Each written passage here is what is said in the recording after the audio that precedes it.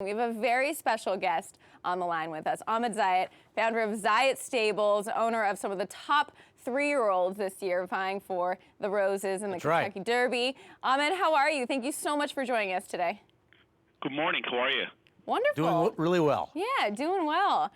So obviously we're going to focus on your 3-year-olds, but you've had a long span and a long career as a thoroughbred owner. But just what has the journey been like for you with such impressive colts, especially over last year and probably having a big 2015? It's a dream come true. I'm extremely blessed and fortunate to have the caliber of horses that we have today. I realize in this game, as you know, it's peaks and valleys, and between now and May is an eternity, a very, very, very long way. But as you correctly said, we have been in this business. I've entered in 2006 almost, so we had our luck of fortune, and just very, very thrilled and excited and happy to own these beautiful, majestic animals. We're going to go through them. Yeah, we're going to go one by one. We could talk to you all day. I could talk to you for 15 minutes about Bodemeister alone, and we'll get into Paynter towards the end of the discussion, find out how he's doing. But El Kabir, we know he likes Churchill, right? Because he already has a win there at Churchill Downs, and we know he's a pretty talented racehorse. He wins that close race in the Kentucky Jockey Club at Churchill, and then he does this in the Jerome Stakes. He was favored. So he was supposed to win this race, but you had to be pretty impressed with the way he drew away mid-stretch. Matt, he is a very nice horse, to say the least. And it's very important that when they turn 2 to 3, in my opinion, usually January and February is where you really want to see them taking the next step forward. Okay. And with this horse, it was all about, we know he had talent, raw talent. He needed to mature and grow. I actually have pushed John Terranova, who's a phenomenal, underrated trainer. I totally agree. Completely agree. Talk about that all the time. An incredibly hardworking guy, a family guy. Him, Antonia, and the kids. It's almost like all of us. This game actually revolves around horses, and for them, he was even a little cautious to send him to Kentucky because actually the horse was a little short in terms of his works.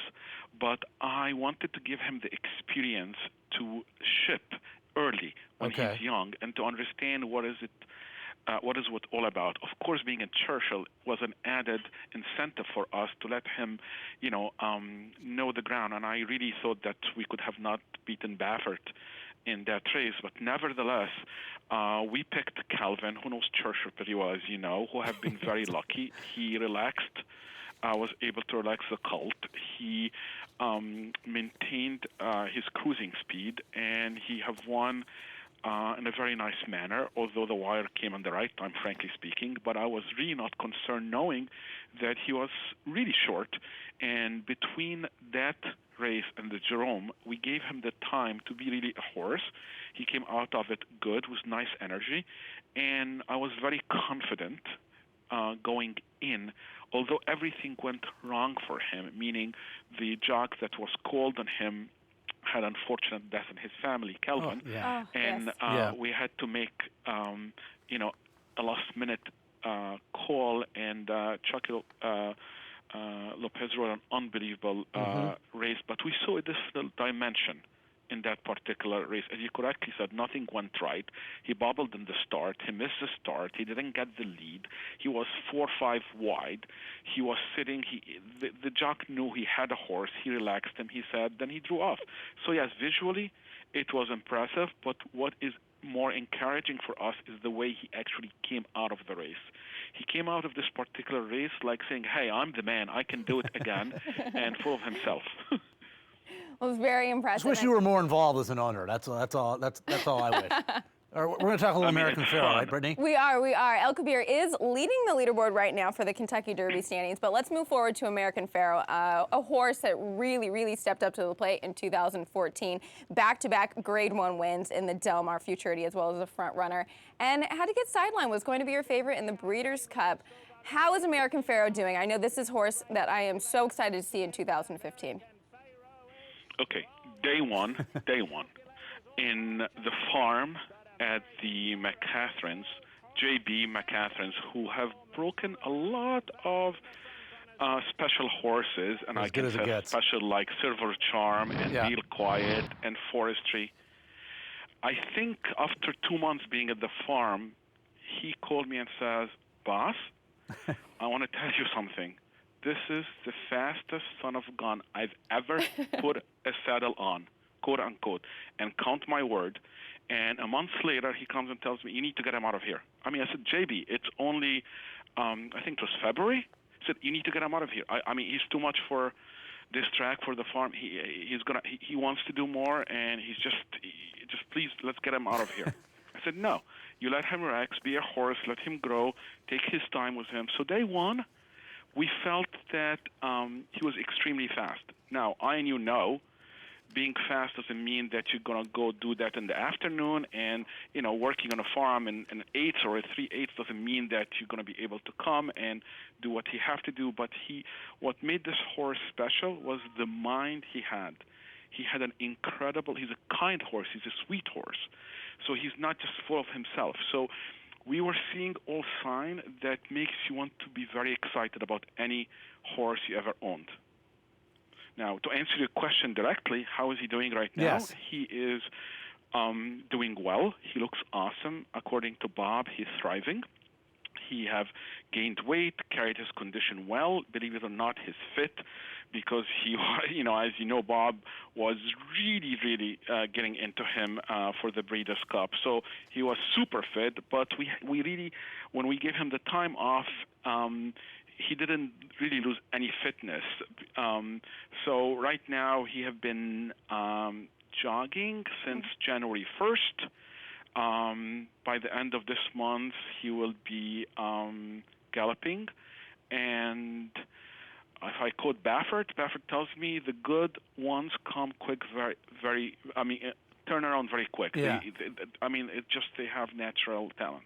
And obviously the 3-year-old group out here pretty good. I mean, you dominant win the front runner. Texas Red Third obviously wins the Breeders' Cup Juvenile. And Calculator, as a maiden, came back to crush foes in the Shan. Sort of flatter American Pharoah a little bit by those performances from Texas Red and Calculator the last couple months.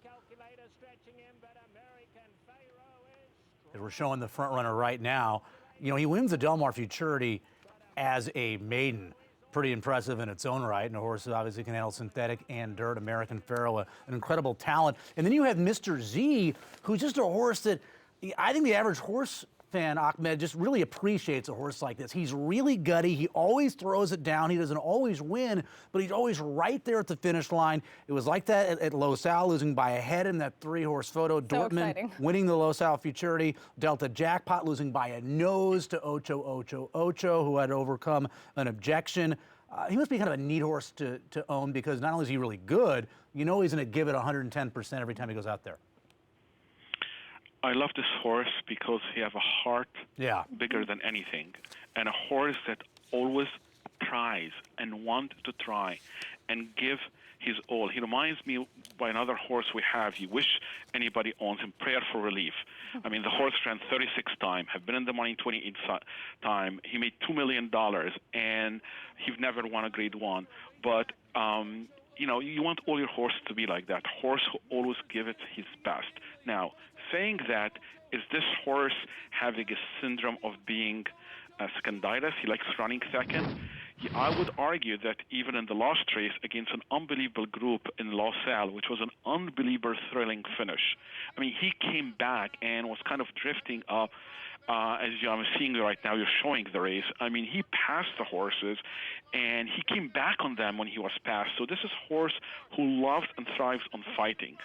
Something I know, the man who trains him knows how to get a horse to the Derby. And the coach typically have his horses get fit and get better by racing. So I'm not going to change his style or how many times he runs him or not runs him. I don't micromanage my trainer. I do trust them. We discuss issues. I'm an involved owner, but at the end of the day, I'm not a trainer. And you need to trust people, and I believe that he's doing the right thing by the horse right now. He's doing wonderful working out. He breathed awesome, another bullet after bullet in Oakland.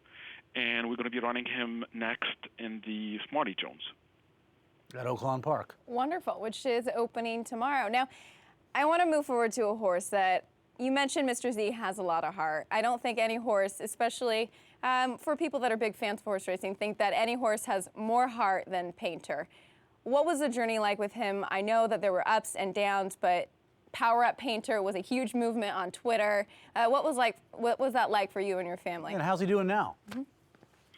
Well, he's a proud daddy of a lot. Last year he bred a lot of mares, and this year he is breeding again. He is thriving as a horse.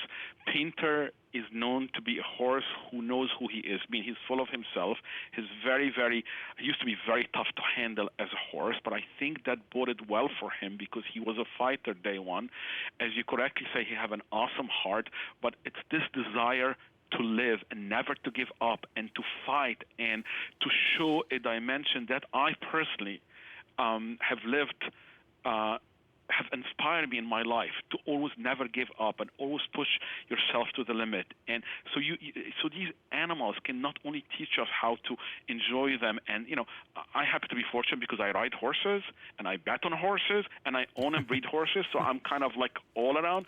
But from what I learned from this particular big heart animal is never give up and how to fight. So he's an unbelievable fighter, but he's loving his duties of being, enjoying life at WinStar and being a daddy.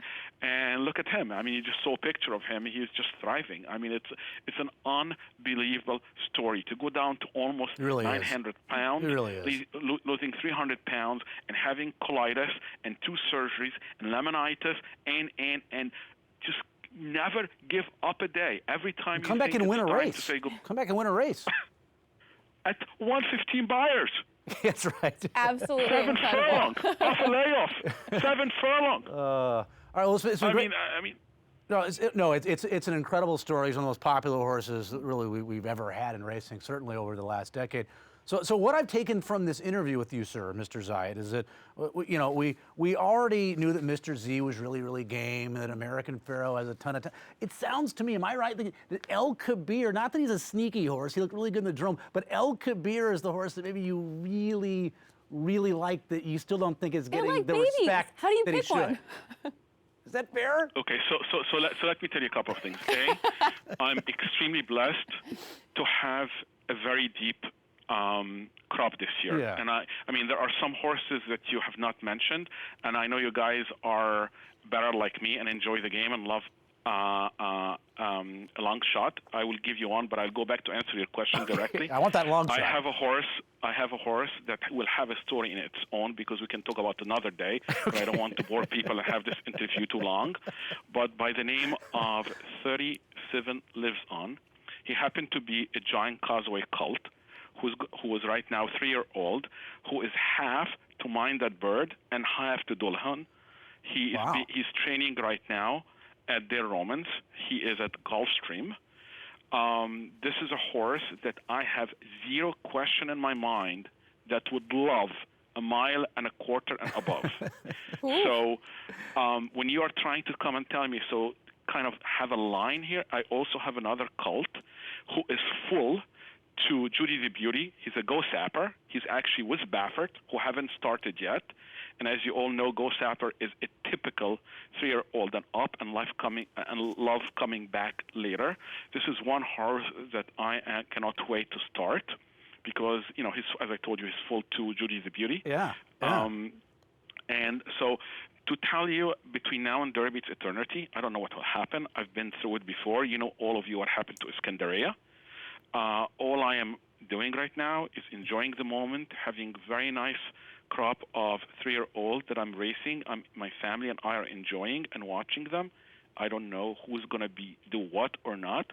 It's at this juncture, I learned from my gambling and my playing horses experience that you really don't, the boys and the men separate after they go a mile and an eighth. In my opinion, all of us are guessing right now until we come maybe in sometimes in April, and then you really can start saying, that's a Derby horse or not. All I know is that we are trying to do right by our horses, give them the right opportunity, and I'm just tickled pink. Well, you're definitely putting yourself in position for success. Oh, 100%. Well, Mr. Zayat, thank you so much for joining us on the line here today. It was an absolute pleasure. You were one of those owners in the business that really, really helps thoroughbred racing flourish, so we really appreciate that. Thank you, sir. Thank you very much for having me, and safe day for everybody, and hope they're enjoying. And sorry that the aqueduct canceled. I'm not commenting more than that. It's okay. We've enjoyed this phoner with you. It was great. Well, best of luck with all of your horses. Thank you very much.